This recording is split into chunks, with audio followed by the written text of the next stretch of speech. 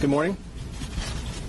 We're here today to announce 3 separate cases highlighting the ongoing threat posed by Chinese economic espionage and research theft in the United States. First, the arrest today of a Harvard University professor for lying about his participation in a Chinese foreign recruitment program. Second, this morning we have unsealed a separate indictment of a Chinese national working as a scientific researcher at Boston University who failed to mention on her visa application that she is also a lieutenant with the People's Liberation Army. Finally, this office has indicted another Chinese national for trying to smuggle vials of biological material out of the United States to China and lying about it to federal investigators. That defendant, whose entry to the United States had been sponsored by Harvard University, was a cancer researcher at a lab at the Beth Israel Deaconess Medical Center. So, this morning, the FBI arrested Dr. Charles Lieber, the chair of the Department of Chemistry and Chemical Biology at Harvard University, for making false statements regarding his involvement in China's Thousand Talents Plan and his affiliation with the Wuhan University of Technology. The complaint alleges that Dr. Lieber signed a contract with the Chinese university in Wuhan and was paid up to $50,000 per month, plus up to $158,000 in living expenses, and awarded more than $1.5 million to set up a research lab at the Chinese school and work there on researching nanotechnology.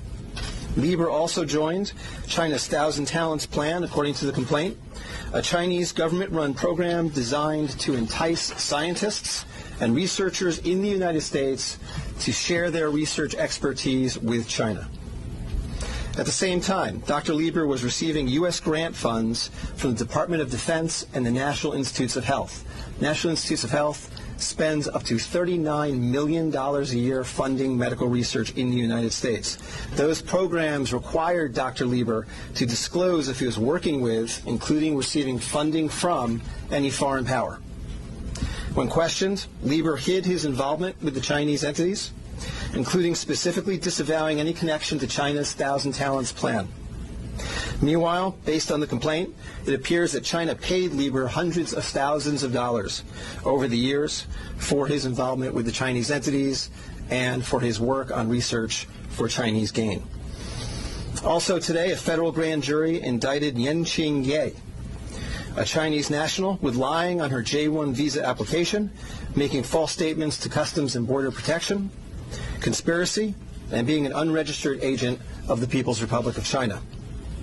According to court documents, Ye is a lieutenant in the People's Liberation Army, but she concealed her military connections while employed as a researcher at Boston University's Department of Physics, Chemistry, and Biomedical Engineering Center for Polymer Studies.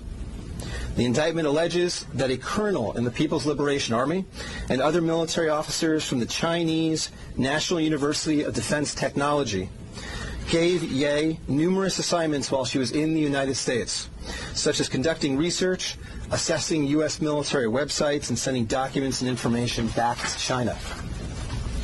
In April 2019, Ye was questioned by customs officers at Logan Airport on her way to China. According to the indictment, she lied about her involvement with Chinese military projects. A border search of her electronic devices showed that Ye had compiled information for the People's Liberation Army about 2 U.S. residents with expertise in robotics and computer science. Lastly, last week this office indicted Zheng Zhaozhang, a Chinese national sponsored by Harvard University who was doing cancer research at the Beth Israel Deaconess Medical Center. Zheng was charged with attempting to smuggle to Beijing vials of biological material, along with other research materials that he had stolen from the lab at the Beth Israel, where Zheng was working on cancer cell research. Before he boarded his flight, customs officers discovered 21 vials of biological material in a sock in his baggage.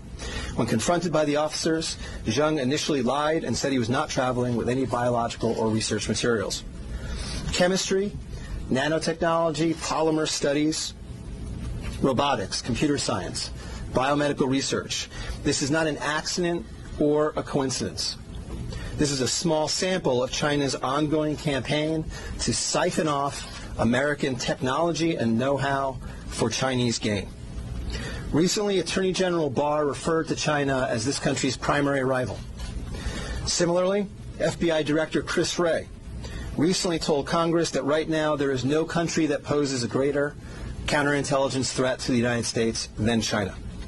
Through the use of not only traditional intelligence officers, but academics, researchers, its own private citizens, China is engaged in a massive, long-term campaign to steal U.S. research and technology for its own uses. As demonstrated by these cases, on the academic side, the Chinese government uses partnerships and exchanges with U.S. schools and research institutions to access cutting-edge research and equipment. Obviously, most visiting Chinese academics and researchers are here to work in good faith in U.S. institutions, but some of them are not. Some number have been incentivized by the Chinese government, either through the use of money or other means, to gather U.S. research and smuggle it back to China. Because of the sheer scope of this threat, a year ago, the Attorney General created the China Initiative at the U.S. Department of Justice, designed to prioritize and aggressively prosecute Chinese economic espionage and theft of intellectual property. The cases we are announcing today are part of that effort. Boston is an especially attractive target for this kind of exploitation, and universities and research institutions and tech companies in this area must become sensitized to this threat. Our community benefits greatly from the diversity and talent of international visitors and our partnerships with foreign institutions, especially research institutions. But Chinese economic espionage and theft is a real and daily occurrence that we must begin to confront. As the world struggles to contain the new virus, a new speculation from the Chinese scientists who believe it may have originated at a research facility not far from the Wuhan fish market. While they say more research needs to be done to find solid proof, such labs are known to contain disease-ridden animals, including hundreds of bats. Our Kim Hyo-sun with the details.